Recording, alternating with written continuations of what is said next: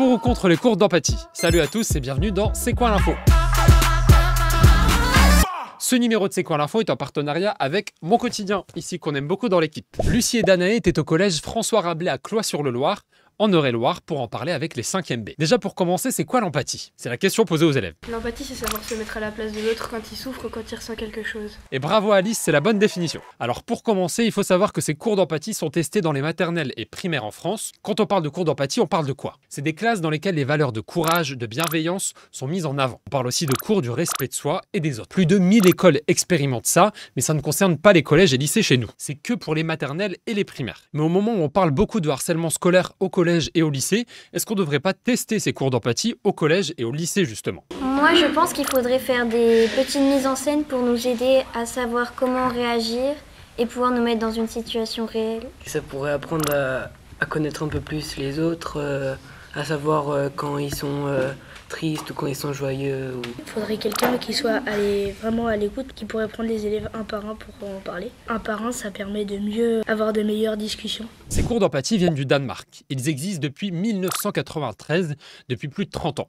Ça commence dès la crèche et jusqu'à l'adolescence. Donc là-bas, contrairement à nous, ils sensibilisent à ça super tôt. Au Danemark, en plus, ça marche. En 30 ans, ça aurait divisé par 3 les cas de harcèlement là-bas. Quand ils sont très jeunes, les enfants ne sont pas naturellement gentils. Ils peuvent être méchants, donc il faut incorporer la notion d'empathie très tôt. Et on le sait tous, pour beaucoup d'élèves, l'entrée au collège, c'est difficile. Les notes baissent, on n'est plus forcément avec ses amis dans la même classe, et le passage de la primaire au collège est loin d'être évident. Moi, j'ai remarqué un fait, c'est que les personnes, elles changent énormément à l'arrivée du collège. Les personnes, à ce moment-là, elles ont un caractère complètement différent et ils réagissent de façon insensée et puis c'est pas agréable pour tout le monde. Il y a plus de personnes qui se sentent mal en venant au collège parce qu'ils ont peur de se faire humilier. Mais contre le harcèlement au collège et au lycée, qu'est-ce qu'on fait chez nous en France? On a des ambassadeurs pour lutter contre le harcèlement scolaire.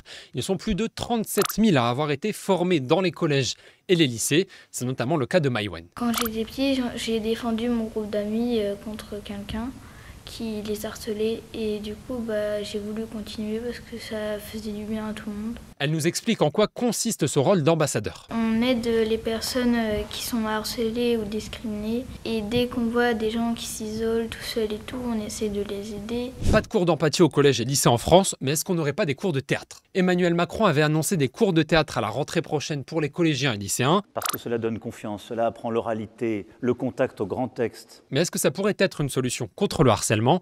On a posé la question aux collégiens. Je pense que le théâtre, ça pourrait être bien pour aider les personnes qui sont en difficulté, qui ont du mal à s'exprimer. Et toi, ça t'aiderait?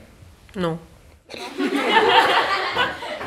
Pour Hugo, se mettre en situation avec ses camarades pourrait aider à lutter contre le harcèlement. Par exemple, moi, je suis pas harceleur. J'insulte, par exemple, Noé. Je l'harcèle.